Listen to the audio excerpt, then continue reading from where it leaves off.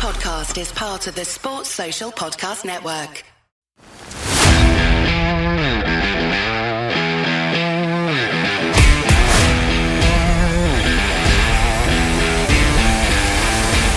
Croeso I podcast Rugby Cymru.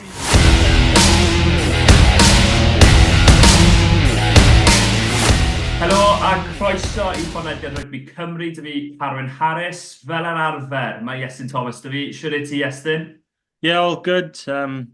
Penwythnos eitha hawdd I fi yn personol, dim gêm I fi mynd at. Ond, ni'n just gwylio llawer o rygbi ar y teledu. Ond, popeth yn iawn.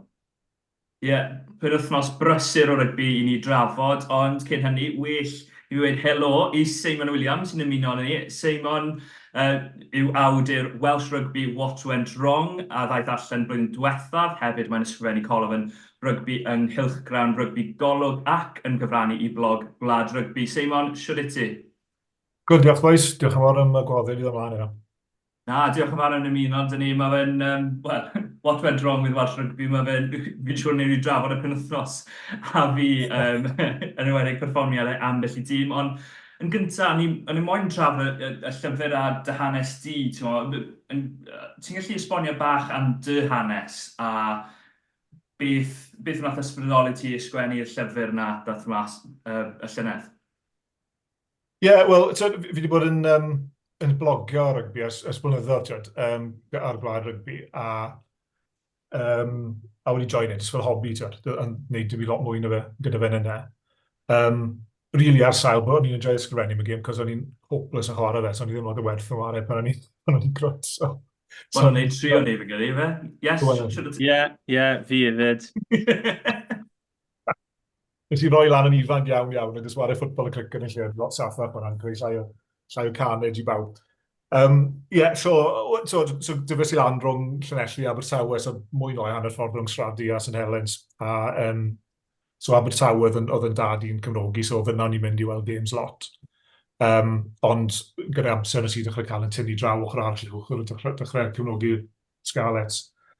A really, sort of o fyna really, fi wedi bod yn dechrau mewn i'r hanes a darllen lot amdano fe, just really enjoyo'r game, a just really enjoy watcho fe a trafod e. Wedyn dath gwlad lan, so ni'n dechrau blogio fyna, ti'n ysgrifennu iddyn nhw, a wedi bod yn un ers lot fwy amser na byddwn ni'n gymryd am nawr, wedi bod yn blynyddoedd maith. A wedyn yn syniad reit, wedyn ni, jyst rot blwyddyn yn ôl, neth boi o'r lolfa lefi un o'r uwch bobl yn yr lolfa, neth y gysylltu gyda fi just over the blue, really, a gweud bydden ni'n ffansio edrych ar beth oedd yn mynd o'i le gyda Rugby Cymru. So, blwyddyn diwetha, dos ni'n sôn am mwy na lai nawr, mwy na lai union blwyddyn yn ôl. Oeddi jyst I cael y bygythiad o'r streic yn y trydydd wythnos o 6 gwlad. Oeddi wedi cael yr wyn pethau gymenwar yn gat yn y dod, cael yn chwalu lan yn yr ffield, cael yn chwalu gyda yn y Iwerddon. Oedd y straeon y gyd yn dod mas am beth oedd yn mynd mlaen o fewn yr undeb a'r diwylliant sort of homophobic a hiliol a misogynistedd a'r holl beth oedd yn mynd mlaen myna. Ac oedd e'n edrych os oedd pethau gyda'r chwal, really. So nath nhw gysylltu gyda'r lolfa, jyst gofyn os byddwn ni eisiau rhoi rhywbeth yn ei gilydd, so nes I cynnig strwythyr, cos o'n i'n meddwl bod yn anodd iawn deall beth oedd yn mynd o'i le llynedd ac yn y blwyddyn cyn ni, heb mynd nôl dros cyfnod amser, cos o'n i'n meddwl bod yr hanes o'r llywodraethu gwael sydd wedi bod yn hanes Rugby Cymru dros 30-40 o flynyddoedd yn rhywbeth oedd werth edrych ar, rhywbeth oedd yn rhannol I esbonio y twll o'n I mewn llynedd. A doedd ddim llyfr yn cyfro fe, ac oedd dim byd mas na. Mae yna lyfr yn cyfro o'r broses o game yn droi'n proffesiynol yn Iwerddon, a siw nhw wedi datblygu, mae yna bits yn Lloegr, ond oedd dim byd yng Nghymru. A wedyn beth o'n i'n ffindo oedd bod yna lot o ddadleuon ar-lein wedyn ni'n mynd mlaen am ffeithiau oedd yn cael eu camgofio neu ddim yn gywir, jyst yn dwy'r anghywir. Am pam oedd hyn wedi digwydd, pam oedd y llall wedi digwydd sut, oedd hyn wedi digwydd pwy wedi hyn. Pam bod rhai clybiau mewn yn yr oes rhanbarthau o'r rhai ddim. So o'n i jyst yn meddwl bod eisiau rhywbeth, ac byddwn ni'n keen I ddarllen rhywbeth, ac oedd ni wedi gwneud, so o'n i'n meddwl, reit, na ysgrifennu fe. Ni'n ysgrifennu llyfr sydd yn just gosod popeth mas. So es I nôl at dechrau'r 80au, canmlwyddyn yr undeb, a dilyn yr trai o yna, lle oedd pethau just troi mynd o wyth y gloi iawn. trwy'r 80au, trwy'r 90au, mewn i'r oes, tiw'r gêm troi'n proffesiynol, yr oes rhanbarthol, a wedyn dŵr y stori reit blan i llynedd a dath e mas wythnos cyn i adroddi'r raffod i cael ei gyhoeddi. So, nes i sign off ar y 7 o dachfa, ddim ond a dath hwnna mas rhywbeth fel y 15fed, a dath y llyfr mas ar y 20fed. So, dwi'n just colli hwnna, ond mae'n gyfeiriadau yn y llyfr at bod yn adroddi'r ar ei ffordd. So, trial fod mor up-to-date ag o'n i gallu, os dyn nhw'n llyfr oedd e. So, yeah. So, oedd hi'n sort of 40 mlynedd o ras trwy hanes rygbi Cymru, really. Ie, a gymaint o droion ar y ffordd, fi'n siŵr. Ni'n sôn, mae Iestyn a fi bach yn rhifanc i gofio ar 80au, ond dechrau ar 80au, oedd yn amser anodd iawn, ond oedd e'n hanes rygbi Cymru. Oedd yna fomentau fawr fel trydydd, dal gorau mae Cymru erioed yn gwneud yn gwpan y byd yn 87, ond heb law mewn i oedd yn amser anodd iawn, heb esbonio holl beth sy'n mewn i'r llyfr. Ti'n gallu pwyntio at ambell i foment fawr ti'n gweld fel ti wedi dylanwadu ar rygbi Cymru dros y 40 mlynedd diwetha? Ie, wel, yn anffodus, i fi tip yn un o'ch chi'ch doi, a fi yn gofio'r 80. Very, very traumatic. So fi ddigon hen i fod yn rhyw gof o esgus bod yn Gareth Edwards yn yr ardd math o beth, ond fi byth yn cofio gweld y chwarae erbyn i fi ddechrau watcho, ddedi ymddeol, oedd Terry Holmes wedi mynd ag oedd pethau'r chwarae. So, yeah, very depressing. So, ges i 20 mlynedd hynna cyn i pethau dechrau troi. So, chi'n lwcus, boys. Yeah, wel, mae yna lot o bethau. Beth sydd yn dod trwyddo yn y llyfr fi'n credu, neu fi'n gobeithio, anyway, yw bod yr un kind of camgymeriadau yn cael ei ailadrodd, so bod yr un troion anghywir yn cael ei cymryd am resymau sydd mor adnabyddus. Mae jyst i ni, mae jyst yn pobl yn aml basically yn poeni amdano nhw a'i clwb nhw a'i hain nhw a eu cymuned nhw sydd yn digon teg mewn ffordd, ond wedyn oedd pobl yn meddwl o ran iechyd y gêm yn gyffredinol, yn genedlaethol. So mae yna bethau fel, yn yr 80au, dwi'n meddwl oedd bach o arrogance am Gymru, dwi'n meddwl, lle wnaethon ni gwahodd pobl draw i ddweud, dyma sut dyn ni'n gwneud pethau, oedd y sioiau mawr, oedd y parades, ni'n gwybod beth ni'n gwneud, ni'n mynd i ddangos chi siwr i rydych y gêm. Oedd methu a addasu i fel oedd y gêm y proffesiynoli yn hemisffer y de, so oedd y chwaraewyr yn cael eu trin yn wael iawn trwy'r 80au, lot o ein yn gadael i rygbi'r gyngred, wrth gwrs oedd hwnna taro ni. Araf o'n i wedyn ni'n creu yn sefydlu cyngreiriau, oedd hwnna taro ni'n ôl. Doedd ni ddim yn dopi gyda y gêm yn droi'n proffesiynol, o'n i dal yn dadle, ni a Iwerddon a ni fod yn debyg eraill, yn trial dadle dros cadw'r gêm yn amateur wythnosau cyn i'r gêm droi'n proffesiynol, fel jyst ddim wedi baratoi gwbl. Wedyn mae dy ti'r holl y tyndra na wedi rhwng y tybiau a'r undeb wedi trwy diwedd 90au, so'r rebel season, a wedyn y gêm wedyn ni'n troi'n rhanbarthol yn 2003, a ffordd gath hwnna i gamrioli, a'r ffaith bod ni wedi troi lawr y cyfle yna o gyngor Eingl Gymraeg, so dim ond dyna'r un mawr, os oes na un cam gwag. A wedyn, y cyflwr yma, jyst o ryfela parhaol sy'n yna rhwng y 4 rhanbarth a'r undeb dros yr 20 mlynedd diwetha ag eithio rhyw 45 mlynedd diwedd yr 10 diwetha.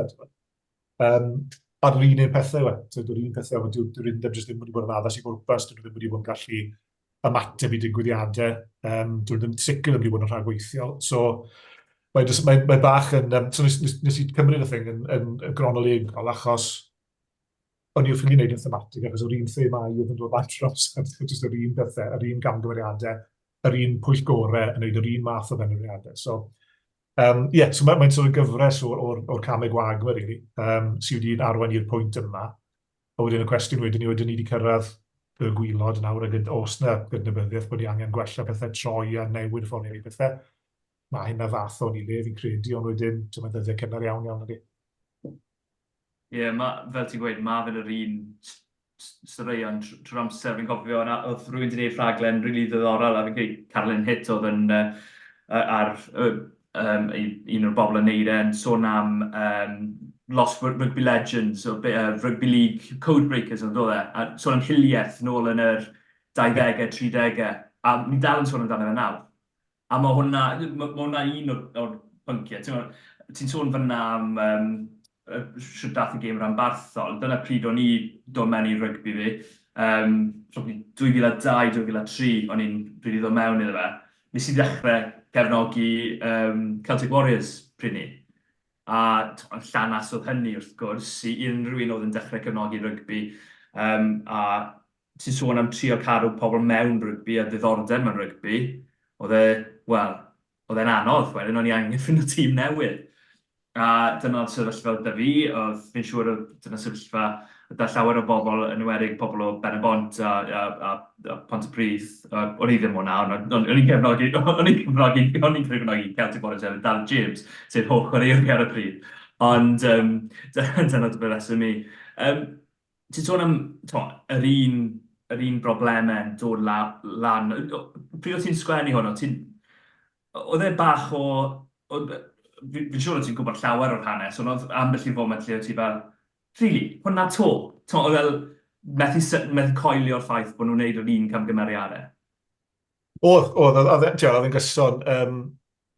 Ti'n o ran oedd diffyg rhag gynllunio neu blaen gynllunio gan yr undeb, oedd wrth raidd lot o bethau hynny. Bydd rhywbeth yn digwydd a bydd e'n panic a wedyn bydd rhaid sy'n ymateb bydd e'n rhyw ffordd. O'r, fel fi'n gweud, y gêm yn mynd yn broffesiynol neu'r arian o'r rydych mas. Ti'n sôn, mae'n gyfeiriad yn y llyfr, nes i gyfweliad y David Moffat, oedd yn brif weithredwr rindeb ar y pryd gafodd y gêm rhanbarthau i sefydlu. Ac oedd e'n gweud, pryd oedd e troi lan, oedd e ddim cweith wedi deall cymryd y dwll oedd rindeb yn fe'n ariannol. Ac yn sicr oedd rindeb ddim yn gwybod, oedd pwyllgorau oedd General Committee rindeb, dyn nhw ddim syniad o maent y broblem oedd gyda nhw. Achos cwpl oedd cyn ni, o'n nhw'n twlu arian at y clybiau yn yr oes y brath y gêm yn broffesiynol. Oedd y clybiau gyd yn cael ei newid i trwbl. Rath Castell Lledi'r wal yn gyfan gwbl oedd rindeb prynu nhw mas. Oedd nhw'n prynu Pacstradau gan Llanelli a Lys o fe nôl. Oedd nhw'n prynu Siars yn Abertawe, Pontypridd, Benebont, niwr y glybiau eraill. Oedd gyda nhw ddim syniad o pa mor wael oedd y sefyllfa ariannol. So, Moffat troi lan y sylweddoli bod nhw'n 72 miliwn y bydnodd o ddyled yno. Fel oedd ei gweud, we were functionally insolvent. Yeah. We were trading with functionally insolvent. A wedyn oedd yn troi at y pwyllgorwyr yma, yn gweud, ni mewn trwbl fan hyn. Wel, ie, ond ni sylwi bod y rhifau di cwmpo off kit y boys oedd i siarad, pan oedd ni colli o 100 pwynt i Loegr. A beth ti'n mynd i wneud yma nawr, David? Oedd ddim syniad yna, ddim gweledigaeth. A wedyn maen cael ei ailadrodd. A wedyn, o ran y stwff am ddiwylliant yr undeb, so stwff am yr agwedd, y misogynistedd yma'r diffyg gofal oedd yn cael ei dal i'r gêm yn menywod ag i menywod yn gyffredinol o fewn yr undeb tan y ddiweddar iawn. Mewn un ffordd oedd e ddim yn syndod bod e dal yna blwyddyn yn ôl, ond ar y llaw arall, nes i siarad o Gareth Davies sefyd oedd yn gadeirydd nôl yn y ddegawd diwetha, ac oedd e'n sôn am yr amseroedd yma lle oedd yna gyniawau mawr o gwmpas o gêm yr chwe gwlad. Ac oedd e jyst yn gweld yr elfen misogynistedd yn rem trwy'r peth. So bydden nhw yn aros yn yr Hilton neu Role'n Gaerdydd, a wedyn bydde bys yn mynd lan i'r Celtic Manor, ond bys i dynon bydde mynd yn nhw lan. A bydden nhw'n mynd i'r stafell gorau yn y Celtic Manor i fita, wedyn bydde'r gwragedd yn dod fyny, cos oedd ddim menywod ar unrhyw un o'r pwyllgorau yna. Fi'n sôn am 7-8 mlynedd yn ôl. Bydde'n menywod yn mynd lan i'r bys arall i gymbyta yn role arall, a wedyn bydden nhw'n tornol wedyn i bysys ar wahân. Oedd y peth yn rent, a wedyn yn y gêm y bore wedyn, dydd wedyn, bydde'r dynon yn y ffrant, bydde'r menywod yn y cefen. So, a mae hyn ar 8 mlynedd yn ôl, oedd Gareth Davies a Martin Phillips yn trio cael gaflan, oedd e'n newid hynna. Oedd y pwyllgor eto, neu'r bwrdd yr undeb ddim yn hapus iawn gyda hynna, achos oedd nhw'n glicio cael y syniad o gael y cyfarodydd mae gyda'i with our friends from Scotland and Ireland, a information sharing and gathering yn y llall. A bydde cael menywod yn strywa fe. A ti'n sôn am 6-7 mlynedd yn ôl, ac oedd e dal yn amlwg. Ond oedd e reit trwy'r undeb, na gyda. So ti'n gweld yr agweddau yna reit trwy y cyfnod, ti'n sôn am hiliaeth fyna, yn y 20au, 30au, hefyd yn y 50au, ac oedd ti dal yn gweld gyda Glenn Webb, y Gerald Cordell, y boys yma chwarae yn yr 80au, i Benebont ac i Gaerdydd ac yn y blaen. Mae'na clips o siwr, mae dal o gwmpas o Gerald Cordell yn mynd mewn i'r crowd, achos oedd rhywun i fod yn galw fe'n pob math o bethau, mae'n rhyw gêm. Wel, yw'n gweud enw'r clwb, fi'n credu bod fi'n cofio enw'r clwb, mae'n fydd yn gweud enw'r clwb, cofio fe'n ond oedd rhywun wedi gweud o'r fath yn mewn i'r crowd, oedd Glenn Webb yn cael yr un peth, oedd yn cael pobl yn twlu ffrwythau, pob math o bethau. Tra ti'n sôn am yr 80au, pan oedd y boys yma yn cystadlu am Cris Goch, oedd Gerald Cordell beth chwarae yn Gymru nath Glenn Webb. gath y rai capiau. Anyway, ond mae fod ti'n gweud, mae'n ail adrodd, yr un un bethau, a tan yn ddiweddar iawn, does nhw'n cydnabyddiaeth di bod y broblemau yna, bod angen neud unrhyw beth amdano fe, dwi'n meddwl. Dwi'n meddwl bod ni wedi cyrraedd y pwynt, diolch rili, i chydig iawn y fenywod dath mlaen a esbonio beth oedd yn mynd mlaen, a wedyn o fyna, mae'r belen eira, mae wedi dechrau rolio wedi sgubo'r hen drefn bant i raddau. So, eto, lot o'r un foi sydd dal o gwmpas yn yr undeb dal i fod yn gwe. Ie, gewn ni weld yn union. Yes, mae'r ddoi o ni wedi bod yn wylio rygbi dros yr 20 mlynedd diwetha. Wel, bach yn llai i ti falle, ond be, i ti yn ni ar y foment isa ni wedi gweld? O ryw ffordd y tîm ryngwladol, fi'n meddwl ma fe.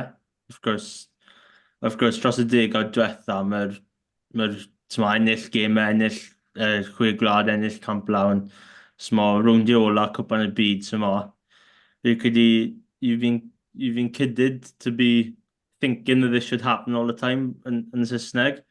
Or of course, os chi'n mynd nôl cwbl o fynydde, yn y 90au, mae fe ddim. So falle bach o reality check wedi dod mewn a dweud, right, bydd y Cymru ddim yn ei fod yn tîm dda dros y fynyddoedd nesaf. Ond, gobeithio bydd yr undeb yn newid pethau o'r 5-8 blynedd yn ôl, fel na Seimon just dweud. Ond pryd mi'n gwylio rygbi, unrhyw un o'r teulu, maen nhw gyd yn dweud wrtho fi, o'n i'n cofio pryd nath Cymru colli fel Romania yn y dyddiau hyn, a ni'n meddwl, right, a fi'n gwylio gêm pryd mae Cymru yn colli yn erbyn sgo, yn erbyn tîmoedd fel Africa neu tîmoedd fel Lloegr, a ni'n meddwl, right, mae dyddiau yma, falle maen nhw'n edrych yn wael, ond dyddiau cyn yn nhw yn wael, a oedd pethau yn digwydd behind the scenes, fel nhw'n dweud. Ond, cwestiwn i Seimon fan hyn, ti'n credu mae'r undeb, falle mae cwbl o newidiadau di digwydd. Os ti'n meddwl, falle mae 1 neu 2 falle pethau dal yn bodoli mewn yna, a os ti'n gobeithio bod pethau yna yn mynd i newid dros y blynyddoedd nesaf? Un o'r pethau mawr fi'n credu yw'r agwedd tuag at y clybiau proffesiynol neu'r rhanbarthau neu bynnag i ma'n galw nhw.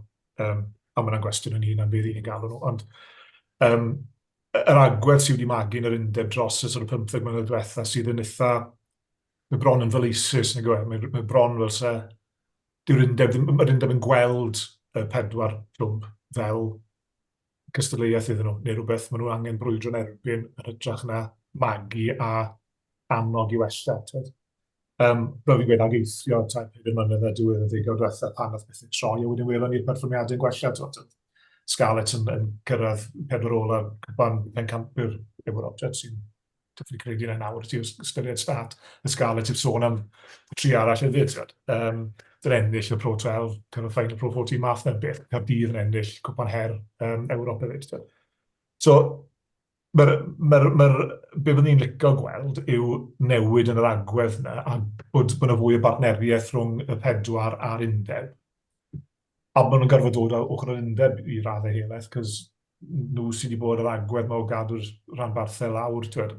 A beth sy'n ymhoeni tyma bach yw bod yna ddim cweit, mae yna rhyw awgrym bod yna ddim cweit wedi newid eto. So, yn y stori yn y gyda dros Nadolig, dwi'n meddwl, lle, dyn ni'n gwybod bod y cyllidebau mewn awr 5.2, 4.5, tymor nesaf i fod, os nag oes rhywbeth yn newid.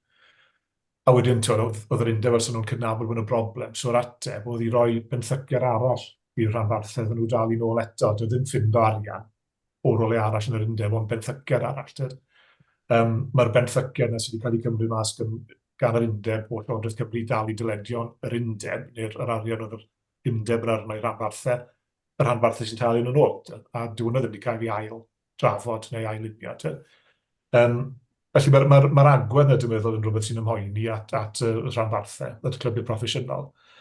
O ran diwylliant yr undeb yn fwy cyffredinol, dwi'n meddwl mae'r ffaith bod yna gorff allanol nawr, anraff y ti'n mynd i fod yn cadeirio'r corff yna, sydd yn mynd i fod yn mesur cynnydd yr undeb. So mae ystod hir iawn o bethau mae'r undeb angen neud, y bethau maen nhw targedau maen angen taro, a mae yna rhywun mynd i bod yn monitro nhw.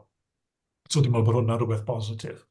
Eto, mae yna rhyw awgrym fyna bod yna rhai pethau'n cael ei cicio lawr o'r ewl, ti'n bach, ti'n meddwl pethau fel, yn awgrymiadau'r raffa ti oedd hi'n sôn am dod ar nifer o gynrychiolwyr y rhanbarthol, hynny yw districts, dim y rhanbarthau, ond y district, lawr o 4 i 2.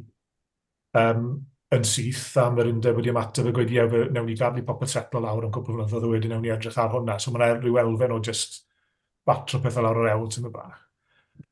Wedi gweud ni, mae'n cymryd y bethau maen nhw angen taclo. Mae rhaid bod yn realistig, so falle mae rhaid blaen yr eithi rai bethau, dwi'n gwybod. So mae mae'r neges yn newid, mae'r vibe di newid, ti'n bach, o ran yr undeb, ond mae'n ambell i beth yn yma sy'n meddwl faint o bethau sydd yn newid yn rili, os yna newid agwedd go iawn. So, dyma'n dyddiau cynnar, nawr fe Aberteifi di ymuno, ond fe jyst mis yn ôl bron, yn jyst mi 5 wythnos yn ôl i ddechrau, so chwarae teg, mae'n rhoi chance, ond mae'n obeth, ond wedyn mae'n rhyw awgrymiadau o hyd, bod pethau ddim cweit 100%. Ie, dyna'r sefyllfa fe. Mae'r newidiadau wedi bod, ond fe rhy bach, rhy hwyr yw un o'r gwestiynau. A i gefnogwyr rygbi, fi'n credu bod hwnna'n gwestiwn hefyd, oherwydd mae'r torfeidd, bod y torfeidd wedi bod yn enwedig heblaw am falle Gweilch, wedi bod yn neithio dda eleni, yn enwedig Cydydd, maen nhw wedi cael llawer o'r gemau wedi gwerthu allan, gen ti'n gweld hwnna'r penwythnos yn erbyn Conoch, ti'n gweld yn erbyn Harlequins a Bath, wrth gwrs, Carfaddon, sori, dyna ni gweud, ond Gweilch yn symud lawr i Stadiwm Llai, ni wedi gweld Cydydd yn neud hynny. Ti'n credu, chicken and an egg cwestiwn fi'n mynd i ofyn, ti'n credu bod y dorfeidd yn lleihau oherwydd y sefyllfa, neu ti'n credu bod hwnna, ti'n credu bod fe'n mynd nôl i 2003, neu mynd nôl hirach? A os hyd yn oed y chwant na am rygbi hyd yn oed fwy da boblogaeth Cymru, neu efo pêl dro, ti'n credu yw y prif pêl yn cholledion Cymru? Hwna'n gwestiwn fawr yn gwybod, ond falle ydy'r cwestiwn cyntaf, beth sydd wedi digwydd i dorfeidd yn byd rygbi Cymru? Ie, lot o gwestiynau existential iawn hwnna.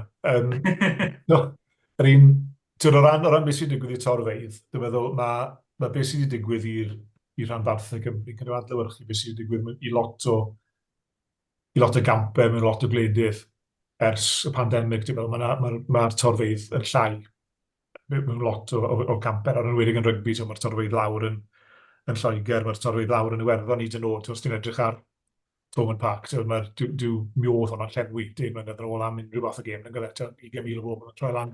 Mae'n cwpl o'r bits o'r maes, dyn nhw ddim yn bod yn agor eto, ti'n mynd yma Parc y Scarlets, dyn nhw ddim yn agor rhai'r terraces na. So mae'r elfen sy'n just rhywbeth, mae pobl wedi dod o mas o'r arfer o fynd i bethau, yn credu, mae'n un peth. Dwi ddim yn gwybod wedi pinau, mae'n rhywbeth fwy, existential, really. Os oes rhywbeth fel yna, really, yn effeithio yn yr ystyr bod pobl wedi colli diddordeb. Dwi'n meddwl bod dos gan rygbi ddim yr un gafel yn Cymru, a Cymru de, falle, ag oedd na. O ran chwarae, mae nifer o chwarae reit lawr yn gynnwys.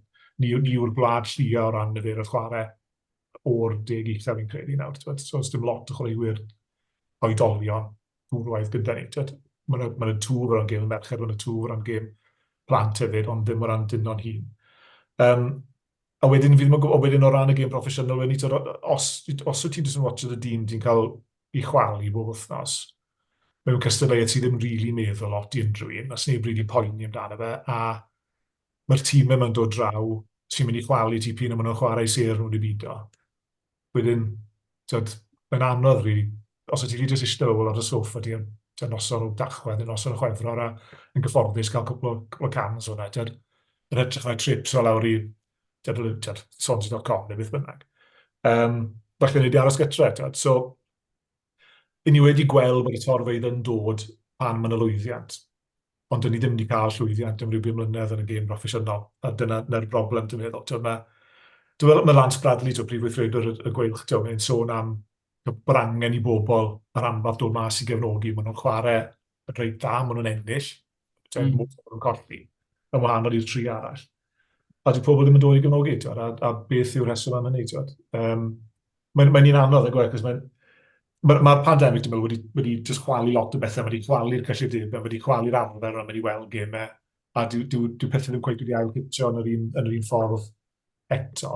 O beth sydd ddim yn mynd i helpu yw tan ariannu'r tîm yr rhanbarthol fel bod nhw'n cael ei chwalu bob wythnos. Nes bod yna rhywbeth i fynd i weld, a bod yna bwrpas i fynd i weld y tîm o'r chwarae.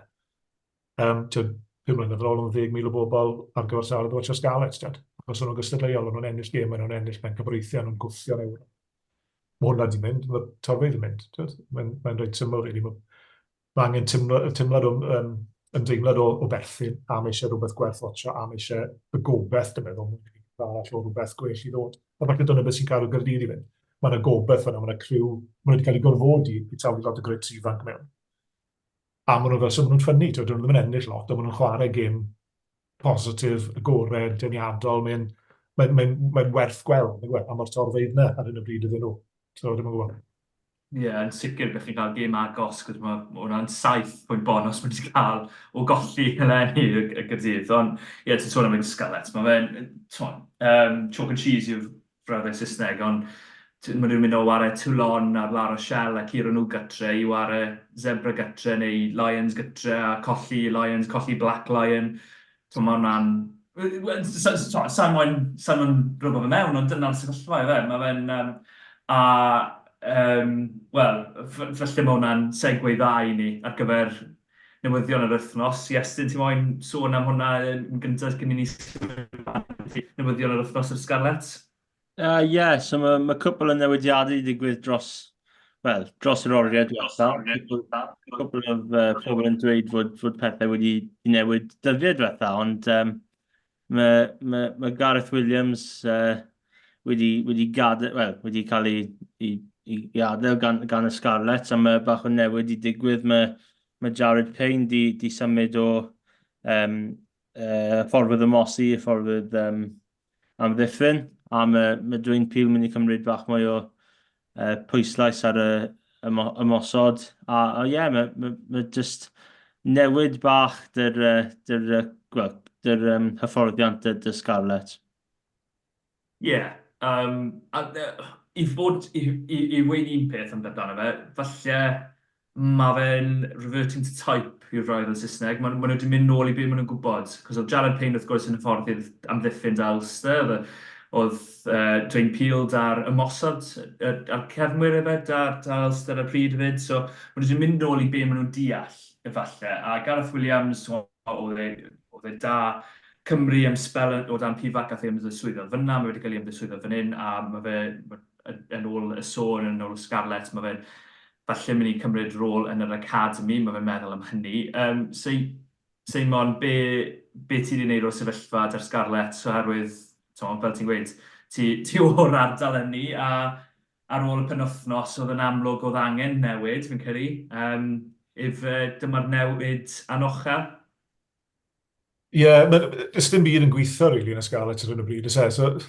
A falle bod y pwynt na chi'n neud nawr boes bod ti pobl yn neud y jobs wrong. Bod ti rhywun sydd wedi arbenigo o'r amddiffyn yn trial sort o'r amddiffyn mas, ond dyw'r amddiffyn ddim yn gweithio. Ond dyw'r pac ddim yn gweithio, a dyw'r dan gosod ddim yn gweithio. Mae'r sgrym a roller skates, a mae'r amddiffyn yn wan. Ac yn cael ei dorri'n rhy hawdd. A does dim byd yn gweithio. Mae'n rhyfedd, dwi'n meddwl, bod mae geiriad y datganiad hyn o'n rhyfedd, a dwi ddim cweith i gael yn ben rhwng eto, achos dwi'n meddwl gweud bod y datganiad bod y prif y ffordd bod Dwayne Peel yn mynd i cymryd gofal am yr ymosod nawr, neu edrych ar ôl yr ymosod nawr. Ond wedyn mae Jared Payne yn edrych ar ôl popeth, mae'n edrych ar ôl yr amddiffyn, mae'n mynd i helpu gyda'r ymosod a mae'n edrych ar ôl yr olwyr. So, mae'n swnio fi gos, fe yw'r head coach na, i fyd. Os mae Dwayne jyst yn edrych ar ôl yr ymosod, a wedyn mae Jared Payne yn edrych ar ôl y 3 elfennau, so popeth ti fas i'r pac mwy na lai.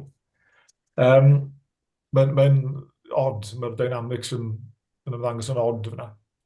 P'un yma jyst yn rhywbeth felly maen nhw'n rhyddhau dweud i ganolbwyntio ar pethau mewn fwy cyfforddus gyda aroi rhywbeth dydd i ddydd iddo fe cael ei ddannedd mewn i falle, ddim yn gwybod. Ond mae'n disgwyl fes maen nhw bron wedi creu gap fel DOR math o beth. Mae yna rôl fyna sydd ddim yn cael ei lenwi nawr. So mae'r is-rôl yna, so mae yna rhywun yn edrych o'r amddiffyn, mae yna rhywun yn edrych o'r ymosod, mae yna rhywun yn edrych o'r darn agosod, a yna rhywun yn edrych o'r pac. Ond dwi ddim yn glir pwy sydd yn gorchwilio yna i gyd. Falle bod i'n darllen gorbau mewn iddo, falle bod jyst fi yn darllen hwnna awr yn ôl a jyst meddwl beth iawn yw hwn. Yw e, fi ddim yn gwybod. Ond ie, mae'n teimlo fel bod rhywbeth yn gorfod newid. Mae'r perfformiad wedi bod mor wael. Ti'n sôn amdano Gaerdydd, Carwyn, bod nhw wedi colli lot o gemau'n agos iawn. Dyw'r Scarlets yn agos ati. Maen nhw'n cael eu chwalu bob tro maen nhw'n cymryd car. Dyn nhw ddim yn agos. Ac eithrio y Lions, ddim un o'r Black Lion, ond y Lions, nhw'n agos fyna gytre, ond fel arall maen nhw'n cael ei chwalu bob wythnos. Dyn nhw ddim fel bod nhw'n yn gweithio rhywbeth, neu bod yna rhywbeth ar fi clicio, neu mae rhywbeth sydd yn quite reit, ond mae'n dod. Mae'n anodd gweld beth maen nhw'n trio wneud i bagyweirydd maen nhw'n mynd. Dwi ddim yn syndod bod yna rhyw newid, ond dwi'n gwrs fydden gwneud i weld os wnaethon ni newid yno. Ie, herwydd ar nos Wener, fel ti'n gweud, oedd... Sa'n mwyn gweud oedd dim lot o siap dyn nhw, ond o'n nhw mewn y gêm, 14.7, sgoron nhw gais wych, felly gais y gêm i fod yn dig. Eddie James yn neud yn ddau denu am ddiffynwyr a rhoi Joe Roberts mewn, so Joe Roberts yn sythu a neud yn dda iawn i sgori'r cais, ond wedyn ar ôl hynny maen nhw'n ildio gyda 4 cais mewn 15 o funudau ar ddiwedd y gêm. Oedd pob cais mor hawdd, a dyna be nes i sylwi, oedd e'n mor hawdd i Munster. Iestyn, be nes di o berfformiad y Scarlets? Mae wedi bod yn ddod perfformiadau fel hyn, a mae wedi digwydd fel mae Seimon yn gweud, yn dweud, trwy'r flwyddyn.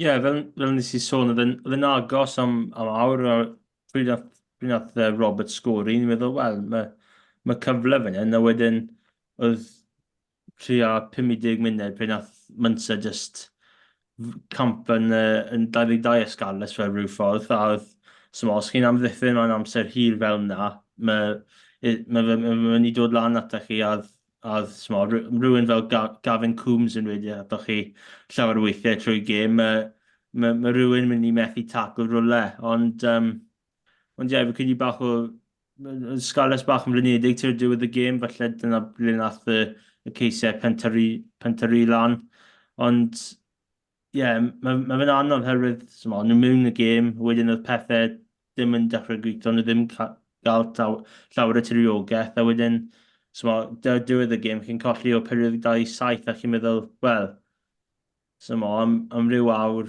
felly oedd yn agos, ond ar y cyfan, oedd dim ond un tîm mewnau i fod yn onest. A oedd Pac Munster yn gryf, oedd bach o dadl rhwng y scrum, ond fi credu mae'n nawr pob gêm o rygbi ers nath e dechrau fi'n meddwl, ond ie, o'n i'n gallu gweld y gwahaniaeth rhwng y Pac, a fi credu dyna beth oedd y gwahaniaeth rhwng y dwy tîm. Ie, yn union. A nawr ni wedi gweld bod 2 aelod o'r Pac na i'r Scarlets wedi cael ei galw lan yn rhyngwladol. Harry O'Connor wedi cael ei alw lan i Gymru oherwydd anaf Archie Griffin, wnaethon ni drafod wythnos diwetha, a Alex Craig. I fod yn dig i Alex Craig, mae Alex Craig wedi bod yn waren dda yn eleni, a mae wedi cael ei alw lan i'r Alban. Ond ie, Seimon, y blaenwyr sy'n cael... Dyna'r sefyllfa ni'n gweld llawer o'r camgymeriadau yn y lein, a wedyn diffyg gryfder falle yn y scrum, yn wedig yn y diwedd yr ail hanner, wnaethon ni weld pryd nath Lewisi ben bant, Fifita dan, a oedd yn anodd iawn i'r blaenwyr yn drodd. Yna'r broblem trwy'r tymor, yw stym Pac digon garw, digon tyff, digon trwm gyda'r Scarlets i ymdopi gyda unrhyw un yn ymddangos, a dyw'r hyfforddi ddim yn gallu ffyn y ffordd rownd hynny. Ddim yn gallu trial cuddio'r gwendidau ti'n bach o war lan i cryfderau nhw. Mae'r Pac yna wedi greu ar y gêm agored wedi gyfythdi lle a taflu bel o ddiffdi. Ond dyma'r fwy o tîmau nawr, hyd yn oed yn yr UAC. Os maen nhw'n gallu chwalu tîm yn y tyn, yn y sgrym neu yn y lein, a jyst o ran i maent a'i pŵer cael ffwr o'n nhw. Maen nhw'n mynd i wneud e, a beth oedd e, ni'n jyst edrych ar ystadegau o'n Oswener, oedd taclo'r Scarlets actually yn dda iawn, oedd nhw fethu llai o daclos, oedd Munster sy'n rhyfedd o styried, ond oedd jyst y pwysau, fel sy'n gweud Iestyn, oedd e'n don ac oedd e jyst ddim yn stopo. Nethon nhw dwywaith cymryd o daclos, nethon nhw ddim methu lot, nethon nhw'n gorfod wneud dwywaith cymryd o wedyn yn y diwedd, ond nhw'n methu nhw ddim. A fe'n erbyn y diwedd, ond nid nhw'n methu taclos, ond nhw jyst ddim yn mewn, ond nhw ddim yn y lle i gallu gwneud y tacl, achos oedd y gap mor fawr yn byn hyd, oedd bobl yn Creu'r Munster cerdded trwy mwy na lai. A wedyn pan mae'n gan ti diwedd fel cwms, jyst yn cario'r bel trwy'r dydd, yma ti'n mynd i stryglan yn gyda ond. Ie, ond y bydde wedi, ond mae'n syndod i fi, bod o styried ti'n pac y Scarlets wedi bod yn mynd a'r 5 blaen wedi bod yn mynd yn enwedig, bod cynlleu ydyn nhw mewn carfannau rhyngwladol ar hyn o bryd. Dwi'n mynd i rheng blaen, gyfan, styried bod Wyn Jones, ddim y Wyn Jones oedd e, mae'n nôl gyda'r Scarlets, mae'n ail ddewis y Scarlets, a dwi ddim yn Carwyn Cymru, ond mae'n 3 rheng blaen cyfan e, mae Craig nawr gyda'r Alban, mae Lucy'n capten, a mae'n ma'n yn Tonga, so, ie, mae'n benbleth i fi, ond, ie, cos bydde ti'n meddwl, i gael rhywun fel Harry O'Connell am, mae'n bydweiriad dewis, so suppose nhw'n ffordd ti'n rhoi blas iddo fe, o fod gyda'r garfan heb meddwl bod e'n mynd yn agos i'r ca, achos mae'n 3 o'i flanau. O gymryd William Brown yn mynd i fod ar gael ar ryw bwynt, yn ystod y bencampwriaeth. So mae'n gyfle fe cael blas o'n fe, wedyn ni, dwi ddim yn chwarae i unrhyw fath o lefel lle bydde ti'n meddwl bod sefyn cael ei twli mewn, bydde fe lan i'r job ar hyn o bryd. So fi'n gwybod mae'n lot o dalent a bryd ath y trwyddo. Mae fe a Morgan Jones ni'n arall yn Scarlets, mae'n deithio nhw trwyddo 3-4 mlynedd ôl, o'n i'n eitha excited amdano, o'n i'n meddwl mae'r ddoi mae'n dalent fe, mae'n rhywbeth gyda'r ein i gynnig. O'n nhw'n ifanc, ond mae'n fel sy'n wedi mynd yn styc, dyn nhw ddim yn datblygu, dyn nhw ddim wedi symud mlaen allu o'n nhw cwbl o nyddoedd yn ôl. So pina maen nhw wedi cyrraedd i ceiling, nhw'n y pina mae'n rhywbeth o'i le a gyda bach o'r fforddiad cywir, fyddw yn gallu dechrau mynd eto. Fi ddim yn gwybod, so mae rhaid bod Gaton yn gweld rhywbeth yna, mae rhaid oedd Pifac yn gweld rhywbeth yna, achos nhw'n galw fel lan i ymarfer ar y degau. Mae'n anodd gweld ar hyn o bryd, o ran perfformiadau'r Scarlets. Mae rhaid i cytuno. Yr unig beth byddwn ni'n weid yn ymwedig yn achos Harry yw, mae fe dal yn ifanc yn brop pentyn. Ni'n sôn am bropi pentyn, ni'n sôn am 29 falle fan yn dod i gorau safon nhw sy'n anodd i glywed pryd sôn am taig ffurlong falle, ond ti'n meddwl am boes fel na, os mae'n cael digon o rygbi a cael dealltwriaeth o ware yn erbyn chwaraewyr gorau, falle mae fe'n mynd i wella, ond fi'n cytuno, mae fe ar y foment mae fe ddim edrych, mae fe wedi gwella digon. O'n i'n meddwl bod Kensley da bwynt i brofi ar y penwythnos, o'n i'n meddwl pryd oedd e ar y ca, nath e gario'n dda i fod yn dig iddo fe ar nos Wener. Yn ywedig, gath e, oedd e ddim y brofiad gorau yn erbyn yr Alban, rhaid i gweud, 80 munud heb fod ar y ca, bydd hwnna'n anodd iawn iddo fe, ond o'n i'n meddwl oedd bwynt y fe brofi a nath o ddangos hynny ar y penwythnos. Un cwestiwn arall ar y Scarlets te, be sydd dan nhw i wared am eleni, Seimon? Ti'n credu maen nhw angen dechrau chwarae ar gyfer swyddau, Dwayne Peel, Jared Payne a'r lleill, neu maen nhw'n edrych yn cytutebau, a mae hwnna be maen nhw angen chwarae amdano? Ie, mae'n ymddangos os o fod, mae'n rhyw, i raddau bod rhywun yn gallu gweld cynllun o gwbl, mae'n edrych os o bod Dwayne Peel yn trial paratoi ar gyfer y 2 mlynedd nesaf. So mae gynnu nhw lot o chwaraewyr dal i fod, hun, drud ar y llyfrau, ond nhw jyst ddim yn defnyddio nhw'r agor.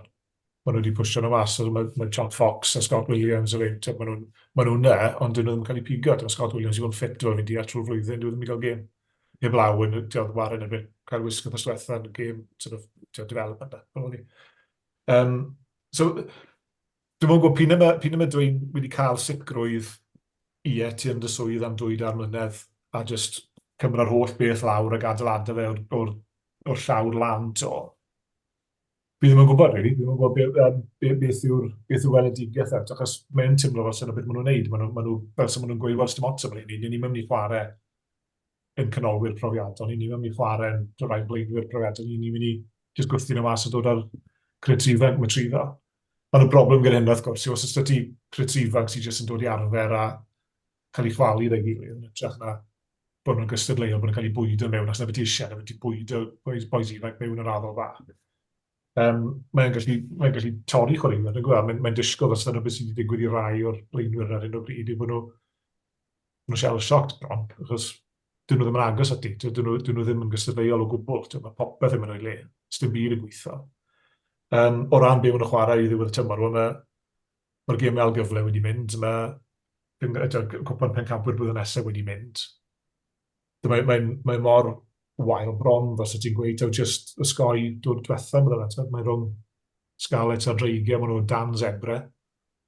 Sharks o rhyw ffordd, dwi'n gweud di aset, a maen nhw'n rhaid ar y gwirioned, maen nhw'n mind-bending yn oeri, so maen nhw'n digwydd.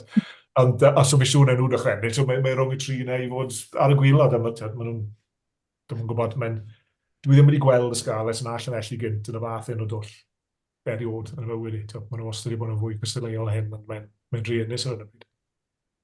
Ie, mae Sharks yn cael rhyw fath o reverse Leicester City flwyddyn yn dyn nhw, bych chi'n disgwyl bydd 5,000 to 1 odds i nhw bod yn ola yn y URC ar y foment yma. Iestyn, o symud o'r Scarlets te, newn ni symud i Sadwrn. Newn ni sôn am y gêm fwy positif i ddechrau, Cydydd. O'n i'n gweithio ar hwn i Esbyrrec, a y ddau gêm fi wedi gweithio ar gyfer Esbyrrec yw Cydydd yn erbyn Benetton, a Cydydd no Sadwrn. So, mae rhyw fath o habit y fi o gael cerdiau coch i Cydydd, ond be nes ti o berfformio'r Cydydd ar ôl y cerdyn coch na i Lilo ar ôl rhyw 15 munud? Ie, heb law am y cerdyn coch i Lilo. Ni'n meddwl oedd e'n perfformiad da gan Caerdydd. Nhw wedi, redig delio dy'r cerdyn ar ôl rhyw chwarter awr.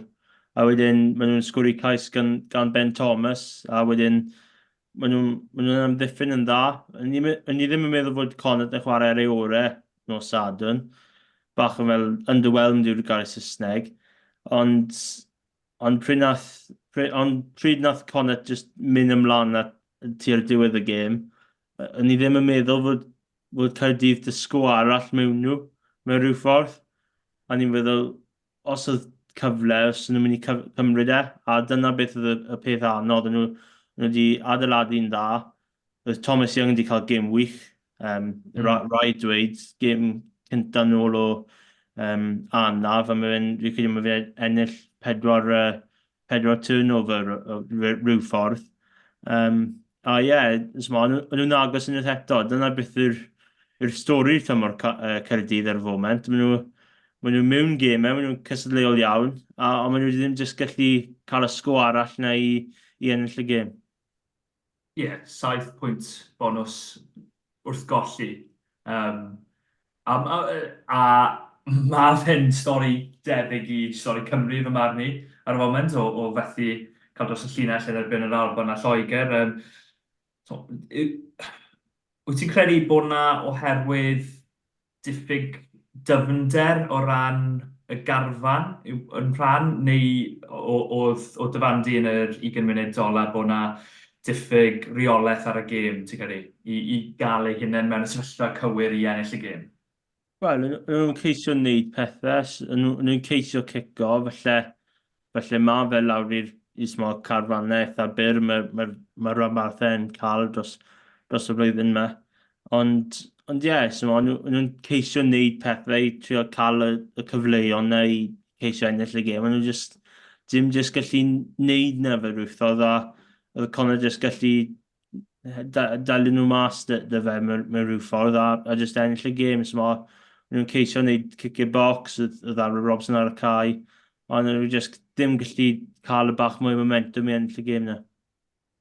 Ie, o'n nhw'n strwglo i gael dros y llinell fantas erbyn y diwedd, mae cico'r bel i ffwrdd a rhyw funudau ar ôl. Ond dal i fod, mae yna narratif positif yn beth i Gaerdydd, bod nhw wedi colli gymaint y gemau. A Seimon, beth ti wedi gwneud o'r narratif o gwmpas Gaerdydd? Oherwydd mae fe wedi bod positif eleni. Fel ni wedi gweud, mae'r tyrfeidd wedi dod yn ywedig y gêm Connacht, falle byddwch chi ddim wedi disgwyl torf mor fawr ar gyfer y gêm na yn y bye week, ond Mae'r agwedd bositif o gwmpas hynny. Ife'r ffordd maen nhw wedi marchnata'r chwaraewyr yn dod mewn, a chwaraewyr newydd sydd wedi bod yna? Mae yna rhywbeth na, ac oes yna straeon dros yr haf na gyda, wedyn nhw 8 chwaraewr yn pre-season training yn un ateg. Ddim un o'r tîm yw'n sôn am sgod gyfan. Dwi'n gwybod a lot bant y gwybod y byd yn y blaen. Ond beth sy'n ddiddorol yn y fe, ddigwyddodd rhywbeth tebyg o cwpl o nyddoedd nôl lle dwi'n ystod oes Covid ar ddiwedd Covid lle oedd rhaid nhw chwarae y rags mwy na lai yn cwpl o gêm yn Ewrop. A'r sy'n dweud, nath torfeidd troi mas i gefnogi nhw, cos o'n nhw'n reit, boes ifanc ni, maen nhw'n just, par y teg yn nhw, ni ddim yn disgwyl dim, maen nhw'n cael ei chwalu, maen nhw'n rhoi gorau, a cwpl o geisiau na, a oedd yna'n ffain. A'r stori ar y pryd, yn cyfyddu ar y pryd oedd, wel, ia, ffain, ond dwi'n ddim yn mynd i bara, mae yna'n rhywbeth one-off, mae yna'n just rhywbeth arbennig iawn, yn amgylchiadau arbennig iawn. Ond mae fel sy'n wedi gallu magu hynna, wedi cadw fe fynd am fisiodd nawr. Mae wedi cael y garfan fe at ei gilydd.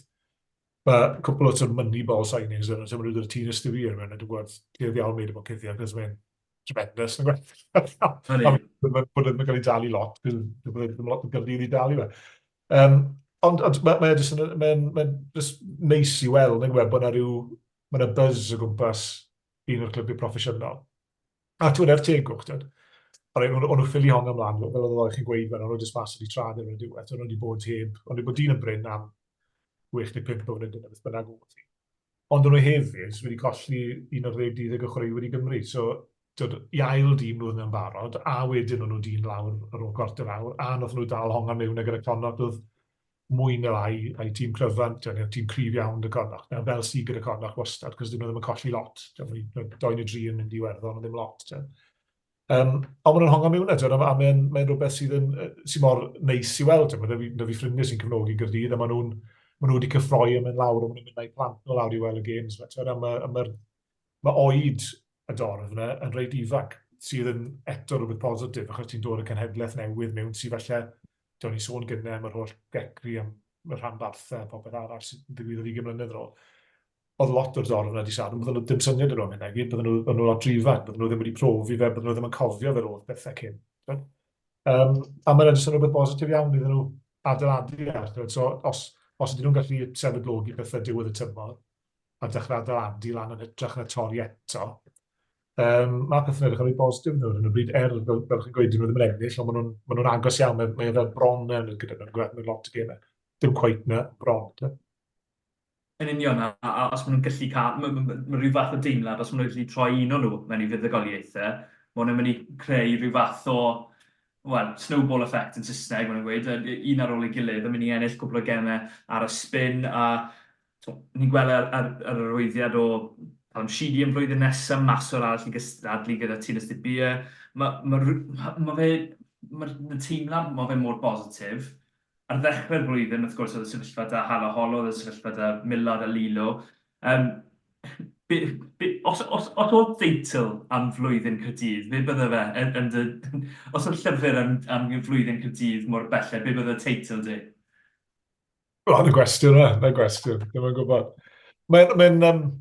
Mae'n bron fel sef bod nhw'n mynd awr i'r gweilodion a wedi ail-adeiladu o scratch yn gwed. So mae'n gwybod beth sy'n gweithio mas o hwnna. Mae'n ground zero bron. Fel rygbi Cymru gyffredinol, mae'n beth yn debyg iawn rhwng sefyllfa Cymru, rygbi Cymru a rygbi Caerdydd ymlaen ag oddi ar y cael. Mae popeth fel sef bod wedi'n cael ei chwalu a maen nhw'n ail-adeiladu o'r cychwyn eto. Ond mae'n stori wedi positif. Mae'n ymddangos fel sy'n bod nhw'n adeiladu rhywbeth sydd... Mae'n ymddangos bod y Gweilch yn adeiladu rhywbeth. Dwi ddim yn edrych fel sy'n bod y dreigiau'r Scarlets yn adeiladu dim o gwbl. Mae bethau ar chwal fyna, ond mae yna... Ni'n gwybod, ni eisiau ein clybau ni fod yn ennill ac yn herio am y pencampwraethau yma ac yn gwthio i gyrraedd Ewrop y cwbl pencampwyr. Dyn nhw ddim cweit ar y lefel yna. Ond mae yna rhyw obeth. Gyda bod rhywun yn gallu gweld bod yna obeth o rhywbeth gwell i ddod. Mae'n mynd i gadw pobl i ddod, ydy. A gobeithio wnaeth edrych yn dod o pobl. Ond mae pobl Caerdydd wedi cytio yn y clwb yma. Maen nhw'n creu momentum yw, fel ti'n gweud, fel snowball effect. Mae pobl yn dechrau mynd. A nawr mae'n job i cael gen i weld Caerdydd o war y gytre. Dwi ddim bod ti'n gallu troi lan. cos nath y gwerthu mas, gêm yn erbyn Connacht yn ystod 6 gwlad. So, tro nesaf, fi pobl yn prynu ticyn yn nhw gynt. A maen nhw'n llaid yn byglistig eto gyda peint. Rydyn ni, maen nhw'n mynd i droi lan i weld y gêm. So, well, good times, falle, ar ei ffordd. A dyna'r beth sy'n syni fi bach, oherwydd bod Cydydd, mae'r clwb reit yn canol y dinas, byddwch chi'n disgwyl bod y pobl yn dod mewn, on a whim, fel maen nhw'n gweud yn Saesneg, a dod mewn a mynd, na mynd i'r gêm o wedyn mynd am beit ar ôl, ond dyna ddim y sefyllfa, maen nhw'n prynu'r tocynnau wythnosau neu dyddiau cyn i'r gêm fod. Oedd hwnna'n gêm bositif nath nhw golli nos Saron. Ni wedi sôn am y dreigiau, a ni wedi sôn am ystadegau. Iestyn, ti'n mwyn dechrau dyn ni ar dreigiau, ar ystadegau, yn o'r gêm na, oherwydd oedd hwnna'n llun wael ar ddiwedd y gêm yn dod e. Ie, so os chi wedi colli'r 5 munud cyntaf o'r gêm na rhwng Glasgow a dreigiau, chi wedi colli 2 gais. So, oedd hwnna'n bach yn anffodus. Un cais wedi dod mewn ar ôl 30 eiliad, fi credu yr un gyflyma o'r tymor. So, oedd hwnna ddim yn dechreuad dda, a wedyn, ydy gallu gweld y lefelau rhwng y 2 tîm i fod yn onest. Oedd Glasgow wedi gwneud 25 o line breaks, oedd y dreigiau ddim wedi gwneud un. So, mae just y lefel rhwng y 2 tîm na yn un enfawr i fod yn onest. Fi credu oedd dreigiau wedi colli 39 o dacls. So, a fel, of course, i fod yn tebyg dy tîm oedd fel Scarlets y Caerdydd, of course mae Caerdydd y Gethin Jenkins sy'n hyfforddi am ddiffyn part-time role, ond mae dreigiau ddim da un ar y foment. A fi credu dyna'r problem fawr. Of course mae Dau Flanagan yn ceisio treu orau fel y fforddwyr, ond mae fe'n anodd os mae dim dydy rhywun yn hyfforddi yn ddiffyn. A fel nath i gweld, oedd yn gêm fel ti'n gallu gweld fod y dreigiau ddim y ffordd am ddiffyn. A dyna beth oedd y cyflwyniad. Ie, fi 40.7 oedd e'r diwedd o fe. A fi byth i weld sgorfod fel na sydd yn dangos mor hael ar gyfer y tîm sydd wedi sgori 7 pwynt. Oedd y dreigiau'n warthus. A fi'n gweud hwnna, ond nhw'n mor wael. Ti'n sôn am y 39 o dacl di fethu, ond wedi fethu rhyw weekend neu fwy erbyn hanner amser. Oedd y perfformiad ail hanner yn well na'r hanner gyntaf, ond oedd e mor wael yn hanner gyntaf. O ti'n edrych ar y gêm na, Iestyn, a meddwl, sgyn allwn fod yn record sgôr. Oherwydd ar un bryd, nes i texto ffrindiau dy fi oedd yn chwarae, cefnogi Glasgow, a oedd yn gweud, allwch chi sgorio rhyw 100 bwynt fan hyn. Wel, os chi'n rhoi lan gais ar ôl 30 eiliad, chi'n rhoi i meddwl fod y sgobl mynd i penteri lan, ond oedd Glasgow wedi colli cwpl o cyfleoedd hefyd. Os nhw wedi cymryd yna, bydd yna'n sgwen fawr i fod yn onest. A cwpl o chances dda yn y hanner cynta. Oedd y 2 bach wedi gwneud line break o rhywle, rhyw ffordd yn y hanner cynta. A ie, os nhw wedi cymryd y cyfleoedd yna, bydd y sgôr yn eitha wael i tîm Dau Flanagan. Ie, ni wedi sôn am pa mor bositif i bethau yng Nghaerdydd, ond oedd ni sôn am y dreigiau, mae rhyw agwedd arall yn dweud, mae fe rhywbeth, mae bron y gobeith na bob blwyddyn bydd pethau'n wella, ond mae fe ddim wedi dod. Fi'n cofio ar ddechrau'r flwyddyn yn ni'n cyfweld â Dau Flanagan oedd y sôn am y bosibilirwydd o gael buddugoliaeth yn y 5 gêm cyntaf. Fi'n credu gaethon nhw, oherwydd oedd rhyw 4 o nhw gytre, a gaethon nhw un buddugoliaeth yn erbyn y Gweilch, pryd oedd y Gweilch nawr i 14 Ond dyw pethau ddim yn well mewn o llynedd na'r flwyddyn cynt yn nhw'n Iestyn. Mae fe'r un stori bob flwyddyn. Ie, mae fe'n anodd i ceisio, to get out the rut rhwng i dweud yn Saesneg, fi credu dyna beth oedd Flanagan yn sôn, os nhw'n dechrau tymor dda, felly bydd yn adeiladu, a wedyn chi'n colli gêm gyntaf yn erbyn Caeredin, wedyn chi'n colli gêm arall, a wedyn mae'r gemau colli yn adeiladu lan, a wedyn, rhaid chi'n fydd i'r Gweilch, ond oedd Gweilch lawr i 30 ar 10 ar un achosiad pryd nath dau sgwr I cais, ond ond wedi ennill y gêm na, falle bydd bath o momentum yn dechrau, a wedyn y just pethau kind of all broke down again fe rhyw ffordd. So mae perfformiad yn erbyn Caerdydd lawr yn Parc yr Arfer ar Boxing Day, so ond nhw ddim yn edrych yn tîm dda o gwbl a Caerdydd yn sgwr I llawr o geisiau, a siampl arall yn Glasgow a dydd Sadwrn. Ie, os mae unrhyw'n moyn gweld oedd Andrew Coombs yn eitha gryf ar ddiwedd clwb rygbi ynglyn â berfformiad y dreigiau a sefyllfa ar hyffordd ar ran ddiffyn. Seimon, beth ti wedi gwneud o sefyllfa o'r dreigiau fel? Yn hanes rygbi Cymru mae Gwent wedi bod mor bwysig yn dweud hanesyddol, ond dros rhyw 10-15 mlwyddyn diwetha, mae fe bron wedi bod y clwb sydd, y clwb ar y gweilodion trwy'r amser. Mae'r un stori bob flwyddyn fel yn ei gweud. Oedden, mae wedi bod, mae'n dris, cos trwy'r holl drafodaethau am aildrefnu eto, un peth sy'n wastad fel sy'n bod yn rhoi tric yw bod y dreigiau yn mynd I barhau, neu mae'n y dîm yn mynd I fod yn Gwent. Ni'n sôn am, falle'r Gweilch yn ymuno gyda rhywun an uno gyda Caerdydd, yn uno gyda Scarlets, yn uno gyda Healing, neu uno gyda rhywun arall. Ond mae'r dreigiau fel sy'n bod nhw wastad yn mynd I fod yna.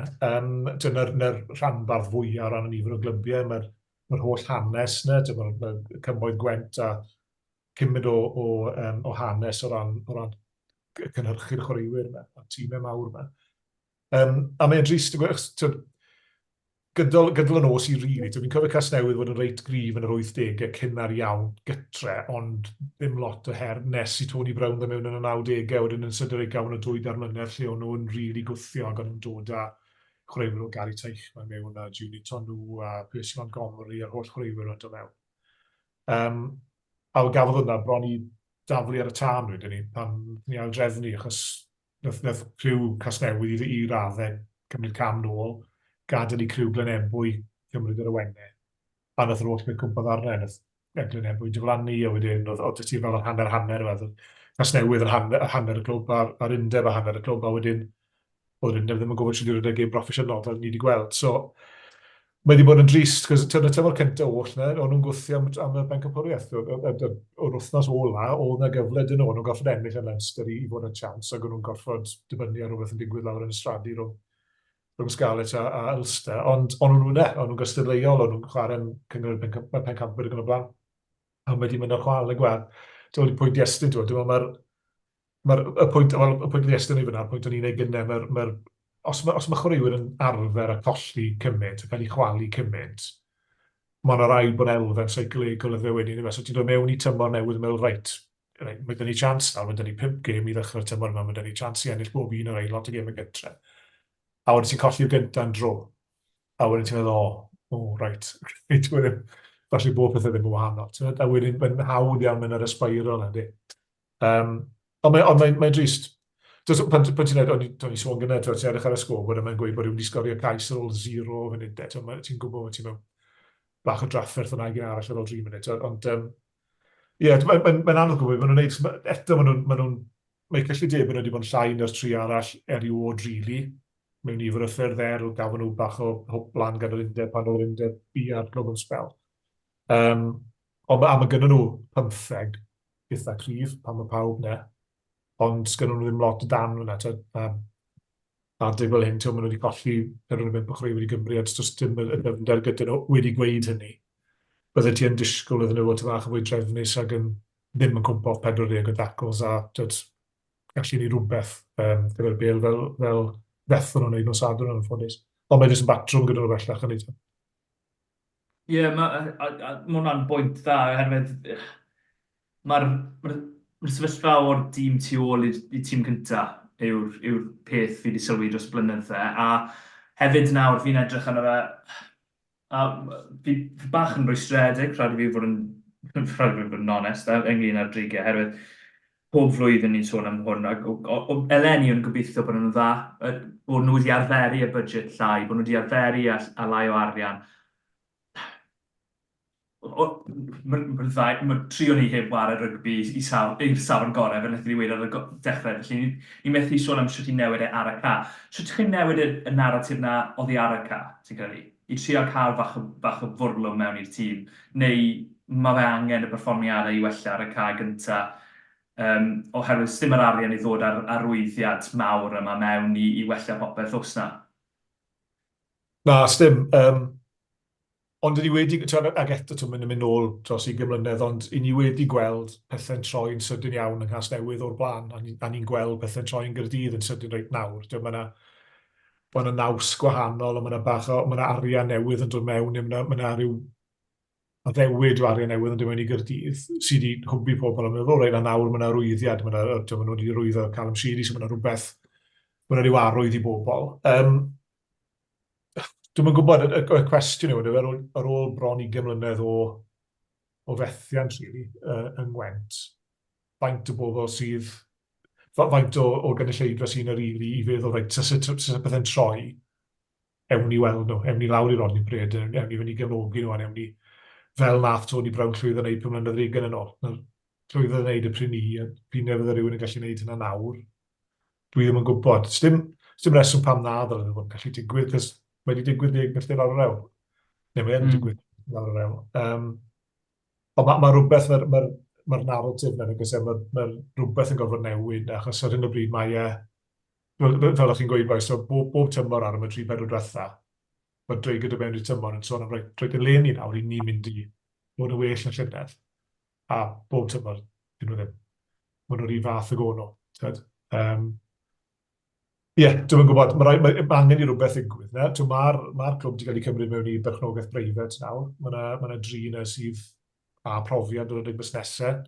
Dyn ni ddim wedi gweld newid mawr yn gyhoeddus eto, ond gobeithio bod gan y criw yna rhyw weledigaeth neu rhyw sgiliau maen nhw'n gallu dod i'r gêm yn Nghasnewydd i trio gwrddroi pethau. Gobeithio, yn wir. Ni wedi sôn llawer iawn am momentum a ennill gemau ar un ar ôl y llall. Iestyn, 5 gêm mae'r Gweilch di ennill ar ôl y llall nawr. A am buddugoliaeth nhw, Dan Edwards, mae'r ddoi ni wedi bod yn siarad a drafod pa mor dda ni'n meddwl bydd yn y dyfodol. Ond pa mor dda yw nawr yn ennill y gêm nad y gol adlam o ryw 40 metr? Ie, fe ddim yn gêm orau i wylio rhwng dwy gêm i fod yn onest. Yn ni gallu gweld fod y ddwy tîm ddim wedi chwarae am cwbl o wythnosedd, so cwbl o knock-ons i'r yna a pethau fel yna. Ond yn ymwedig ar ôl y kick-off yna gan y faswr o Ulster, ni'n meddwl, reit, fi'n credu mae gêm ar ben, fi ddim siŵr os mae sgwar arall y Gweilch. A wedyn, mae Ulster yn cael kick-off, a wedyn, reit, 3 munud i fynd.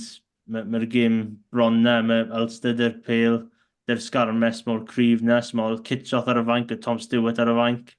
A ni'n meddwl, reit, felly bydd y profiad na yn ennill y gêm. A wedyn mae Stewart yn mynd allan o'r Scarlets, wedyn mae scrum. A ni'n meddwl, mae dal dros hanner y cae i mynd fan hyn. Wedyn mae grub y cic gan Jack Walsh, dy 60 eiliad i fynd. Mae Stockdale yn mynd mas o'r cam llinell, a wedyn mae bach o cyfle. Wedyn mae Carwyn Williams neud beth mae Carwyn Williams yn neud, i just crasho fel lan. A wedyn yn y poced i Dan Edwards, a'r dy'r pwysau yna, yn y eiliadau olau, i wneud yna, dyn ifanc. Mae ddim wedi cael llawer o gemau dros y Gweilch, a mae fe just cam i lan a wneud y god adam yna. A wedyn mae'r gêm yn ail dechrau, bydd bach o cyffro. A wedyn, mae Carwyn Williams yn drop o'r bel, a wedyn roi yn y stand i gorffen y gêm. Felly ddim y gêm gorau, ond diweddglo eitha cyffroes. Ie, digon o hint a helynt yn y gêm, ond oedd 2 gerdyn melyn i'r Gweilch. Hynny oedd Dan McFarlane yn cwyno ar ôl y gêm. Be nes ti o'i rant ar ynglyn â y dyfarniadau oedd yn fwy o ansicr ohono? Fi'n credu y peth diddorol oedd wedi dod mas o'na, oedd fod ddim llawer o cyfnogwyr y Gweilch di ymateb i hwnna, ond y llawer o cyfnogwyr Ulster wedi. A ti'n gallu gweld fod McFarlane dan rhyw bwysau. A oedd perfformiadau ddim wedi mynd yn dda i nhw yn Ewrop. Wel, nhw wedi bydd i Leinster dros fus yn ôl. A ni methu credu na gweld nhw ar pnawn di Sul. O rhaid, nhw wedi colli cwpl o chwaraewyr, ond dal dyn nhw rhywun fel Ian Henderson, o rhaid, wedi mynd band dan ar Jacob Stockdale down na. Fe wnaeth i sôn dy kits off ar y fainc. A just camgymeriadau eitha hawdd yn dod mewn. Oedd sgrym y Gweilch wedi mynd dda yn hanner cynta. Oedd Nicky Smith a Tom Both wedi gwneud job yn dda ar y reng flan oedd wedi dechrau. A oedd yn eitha dda i weld just yn Tibric nôl hefyd. Gêm cynta ers mis Tachwedd fi'n meddwl. A fel captain, oedd wedi dangos fel esiampl. Oedd Harry Deeves i cael gêm dda yn ei ochr ar y reng ôl. Ie, oedd Harry Deeves yn wych. Fe oedd Mi'n credu gath Dan Edwards ser yn y gêm. Mi'n credu Harry Deeves oedd ser yn y gêm. Roedd Dan Edwards falle bach o'r 10 bias neu 10 tax. Os maen nhw'n ennill y gêm, maen nhw'n cael y cob yna. Seimon, be ti'n dweud o'r Gweilch eleni? Maen wedi bod, wel, sa'n mwyn dod nôl â hyn llefa, ond wrth gwrs gath nhw ddoi buddugoliaeth pryd dros y Scarlets.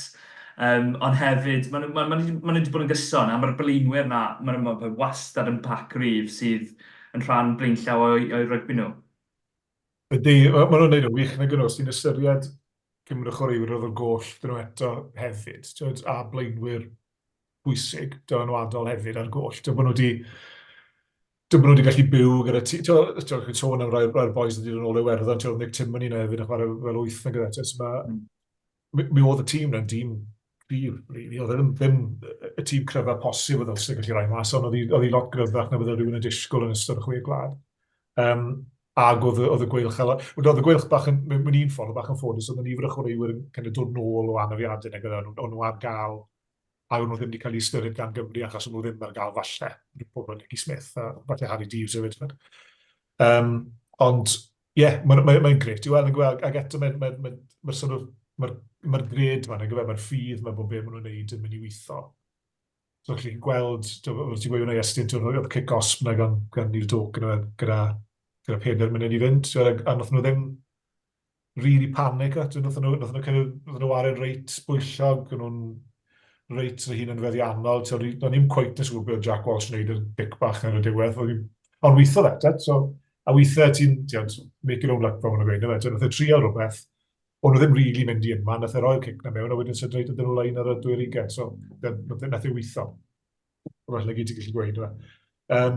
Ond ie, mae'n gret. Mae dyn nhw lot o gemau anodd i ddod, ond ar hyn o bryd, maen nhw'n edrych yn siap beth y da. Mae'n rili dyn yn gwer ran y tabl. Mae'n sim rhyw 45 pwynt sy'n rhwng pedwerydd a degfed. Un gêm, un buddugoliaeth sy'n rhwng y clybiau yna. Felly mae'n dyn iawn, ond mae yna chance dyn nhw. Mae dyn nhw gynllun, mae nhw'n gwybod beth maen nhw'n neud, mae dyn nhw'r chwaraewyr i ddylifro arno fe. A mae'n gweud lot yn Toby Booth a'i hyfforddwyr, bod nhw wedi gallu greu y tîm, maen nhw wedi colli lot o chwaraewyr ys yr haf, a maen nhw wedi creu tîm eto sydd yn, maen nhw'n tîm garw, maen nhw'n tîm gwyn, maen nhw'n tuff, maen nhw'n gallu aros gyda tîm yn mwy corfforol mewn ffordd byw, falle'r 3 arall ddim rili'n gallu gwneud ar hyn o bryd yn Gymru. Ie, yn union, a fel ti'n gweud, chi'n creu look eich hunan, pryd chi'n ennill gemau, a dyna'r sefyllfa fi'n gwneud ar Gweilch. O'r gwbl gwrthwyneb falle i Gaerdydd. Mae Caerdydd yn gico'r bel bant, a maen nhw ddim yn gweld eto. Ond mae'r Gweilch yn cael y bel nôl yn syth. Fel ti'n gweud, mae'r Gweilch yn ar 7fed yn y dabl. Wrth gwrs, mae'r ddiwedd y flwyddyn i'r Gweilch yn hyn llefus. Ni wedi sôn am hwnna wythnos ar ôl wythnos Iestyn. Ond ti'n credu bod yna gobeith nawr o 8 ola? Gobeith am cwpan y pencampwyr flwyddyn nesaf i'r Gweilch? Fi credu ma fe. Of course, mae'r diwedd y tymor yn eitha anodd, ond fi credu mae 3-4 gêm nesaf yn mynd i fod yn holl bwysig. Caredyn ni ffwrdd mewn wythnos i ddwy, a wedyn maen nhw dim rai o chreuwyr o'r Alban. Wrth gwrs, mae Bill Matt ydyn nhw, mae fe'n chreuwyr eitha dda. A wedyn mae dyti gêm adre yn erbyn Munster. So os maen nhw'n gallu ennill gymau gatre, mae hwnna'n mynd i helpu nhw. A fel wnaeth i gweld dy'r gêm Ulster y penwythnos, maen nhw'n gallu ennill gymau gatre. Wedyn mynd nhw Lions gytre penwythnos wedyn. A maen nhw'n gêm fawr her maen nhw mor agos yn y tabl. A wedyn mae trip i De Africa dydy, so maen nhw'n mynd i fod yn anodd. A wedyn mae Leinster oedd i gatre. So, pe bynnag sydd wedi wneud y fixture list ar y URC, fi ddim credu maen nhw'n ffrindiau dda dy'r Gweilch, oherwydd mae'r 3 gêm na yn y lynol yn eitha anodd, ond mae'r cwbl o gemau nesaf yn holl bwysig. A os mae fe ddim yn gweithio allan yn y cyngor, mae dal dyti'r cwpan her hefyd. So mae'n mynd i fod yn gêm fawr yn erbyn Seil, gêm anodd, ond os mae'r tîm dal yn gallu ffeindio ffordd i ennill, cyfeithiad beth mae Toby Booth yn dweud yn dan o bron pob wythnos, ond mae dal cyfle yna, a mae chreuwyr ifanc yn datblygu mewn i'r system, rhywun fel Morgan Moss, ddim ei gêm orau y wythnos dy'r Cenedyn Melyn, a rhywun fel Harry Deeves. So mae ddwy prop ifanc wedi dod allan o'r fainc, Ben Warren a Rhys Henry, yn erbyn rhywun fel Stephen Kitchoff. Mae fe'n profiad fawr i rhywun fel Warren. So a os mae chwaraewyr yn dod nôl mewn, rhywun fel Morgan Morris, sydd mae fe dal yn ifanc, mae fe'n un o chwaraewyr mwy o profiadol, mae dyn nhw cyfle dda. Does, fi'n syni bod hi heb sôn am Gic Rhys Henry. Wel, o'n i moyn ysgoi Fi credu dyna beth oedd ysbrydoliaeth y Jack Walsh ti'r diwedd. Os ydyn ni'n gweld y grwb y cic na rhyw 10 munud yn gynt, fi credu dde eisiau gwneud yr un peth. Ie, yn union. O'n i moyn, cyn i ni gloi y Seimon, o'n i moyn gweud, be yw'r prosiect nesaf dy ti ar y Gweilch? Gweilch? Fi wastad yn ei camgymeriad yna. Gweilch. Ie, Gweilch, nid Gweilch. Dwi ddim ar y Gweilch. Wel, fel ti'n gweud yn y cychwyn, fi'n ysgrifennu colof yn ei golwg yn achlysurol, so mae'n y fwy o'r un am y mas ar hyn o bryd achos chwech blad, really. So, ond dwi'n ddim bob wythnos. Nawr fi'n gweithio datblygu cwbl o brosiectau eraill sydd ddim cwynt yna eto, so gobeithio fi'n rhywbeth bach yn dod lan yn y cwbl o wythnos nesaf. Ond, fi'n joio fe, fi beth i'n neud o'r blaen, so mae'n sport, ti'n cael ysgrifennu. Mae fe bach yn wahanol wrth gwrs fi a Iestyn di mynd trwy patrwm beth y gwahanol o'r ddoi ni di mynd drwy brifysgol i fod yn sports journalist fel broadcast journalist neu Iestyn mae'n gwythio ti fod yn broadcast journalist fyd nawr yn dyn nhw. Ond beth ti'n gallu gweld o'r brofiad di o neud yn fwy yn amser dihunol, fwy hamddenol a wedyn neu llyfr sydd ddim yn hamddenol, wrth gwrs mae gymaint o waith di mynd mewn i hynny. Mewn ffordd yma, oedd yn fantes, mae'n fantes ag yn anfantation yna fe hefyd. So, o ran y mantation, mae'r ffaith bod fi ddim wedi bod yn y byd, a ddim wedi bod yn y byd newyddiadurol yn ffurfiol, just blogiad, ond heb y cymwysterau yn y blaen, just wneud am sport. Yn golygu bod fi ddim yn rhan o'r byd, a felly bod fi ddim yn gyfrofni beth o'n i'n gweud rili raddau, achos o'n i ddim yn mynd i colli access i unrhyw upset unrhyw un. Cos oedd yna lot o chostion hyn, a'n digwydd lle oedd yna rhyw newyddiadur o drian wedi wneud rhywbeth, neu wedi dweud rhywbeth, ac oedd y chwaraewyr ar ei oleg, ar ôl i Graham Thomas ysgrifennu llyfr Gavin Henson a gael ei daflu allan o gynadledd i'r wasg gan y tîm, gan y capten. So mae'n anfantation fel yna, mae'n anfantation hefyd, achos gyda i ddim y contacts yna yn yr un ffordd. So mae perswado pobl i siarad yn anoddach na bydde fe felly boes fel chi sydd yn nabod pobl am y gynnwch chi'r track record na chi'n gallu pwynt ar y gwaith i chi wedi wneud. Ond wedyn ni, dwi'n gobeithio bod wedi droi rhywbeth positif, achos bod fi wedi penderfynu ar y fformat yma fod yn fwy ffeithiol gyda fe, ond jyst wneud llwyth ymchwil a cael effeithio lawr a mynd ati o'r pwynt na'n hytrach na mae'r boi ma'n gweud, os yw'r boi o mae'r boi ma'n gweud hyn, mae'r boi ma'n gweud llall, mae'r boi ma'n gweud rhywbeth arall, a jyst bod e fel yna. So mae'n mwy ffeithiol o lyfr. Ond ie, mae wedi bod tipyn o brofiad, achos mae dy fi day job, a mae dy fi cwbl o day job, so wedi bod yn neud hyn ar ben popeth arall i wneud. So mae wedi bod yn ben wythnosau, mae wedi bod yn nosweithio hwyr. Ond nes i wedi enjoy'r broses, oedd e'n rhywbeth wedi bod o'n i wneud fel hobi beth bynnag i raddau. Oedd e'n jyst rhywbeth mwy ffurfiol, gyda rhywbeth ar y diwedd allan o'n fel yn bach yn terrifying bod y peth mae ddim jyst yn mynd i fod yn blog o'n i'n gallu mynd nôl a newid os o'n i ddim yn licio rhywbeth. Oedd ar print, oedd ar bapur yn y fe, oedd e ddim yn mas mewn mas. Ond ie, na, oedd yn gret. Wedi enjoy'r broses, really good. Iestyn, rhyw gwestiynau eraill i Seimon cyn ni gloi? Wel, y cwestiwn ola yw ble ni gallu prynu'r llyfr yma? Gret, diolch, mate. Da iawn, good question. Reit, so, wel, wedi cael ei gyhoeddi gan y lolfa, so mae ar gael ar wefan y lolfa. A mae hefyd ar gael mewn unrhyw siopau llyfrau lleol yng Nghymru. A dy Waterstones, a dy Smiths, a reina i gyd. A mae hefyd ar Amazon fel llyfr corfforol, ond hefyd fel Kindle. A wedyn o ran yr un lyfr, mae ar gael ar ffolio Cymru hefyd, os ydych chi ddim yn licio'ch Amazon, sgyn, am presymau. Byddai'n cychwys ymwneud chi. Ond, ie, so mae ar gael mewn lot o lefydd. Ie, mae wedi bod mas ers canol mis Tachwedd, a mae'n mynd yn oce, so prynwch chi, os gewch chi chance, os chi wedi prynu fy to, a chi'n gryndo o'r un dar, ewch mas i'n prynu. O'ch siop lyfr lleol, os gewch chi chance. Ie, fi'n mynd i wario hwn i'n cariad i, mae'n pen blwyddyn dod ymlaen, so fi'n mynd i gweud, ie, please. Na, edrych ymlaen yn arw i ddarllenau. Diolch yn fawr, Seimon. Bydd rhaid ni gael ti ymlaen rhywbeth to yn ystod o flwyddyn neu flwyddyn nesaf i drafod beth bynnag bydd nesaf. Falle, what went right ynglyn â rygbi Cymru. Falle bydd rhyw llyfr ar ôl, ond falle ddim. Diolch yn fawr. Diolch yn fawr i ti. Diolch yn fawr i Iestyn fel arfer. Ni ddim wedi cael amser i sôn am Cymru yn erbyn Iwerddon, ond, wel, yn un air, pwy sy'n mynd i ennill? Y penwythnos, Iestyn?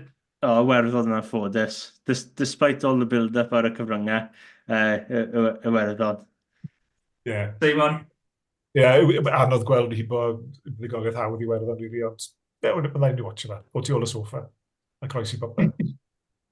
Ie, croesi popeth. Ie, hashtag Island Week. Ond ie, edrych mlaen am hynny. Ie, dilynwch ni ar gyfryngau gymdeithasol, dilynwch Seimon byw dy... Siwt ti'n ni dilyn ti? Handle yw at cap S45, dim syniad pam. Randomly generated numbers ond fe, at cap S45. Ond Seimon Williams yw'r enw, so mae'r enw nesau'n handle. Ar Twitter yw hwnna. Ie, prynwch y llyfr, lle bynnag chi'n gallu prynu fe, y lolfa fel nath Simon's gweud, mae fe ar y website hynny. Diolch yn fawr am rando a hwyl fawr ta'r wythnos nesaf. Diolch.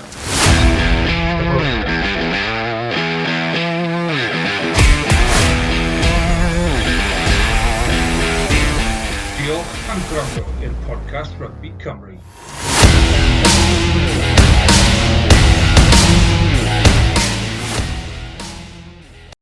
Sports Social Podcast Network.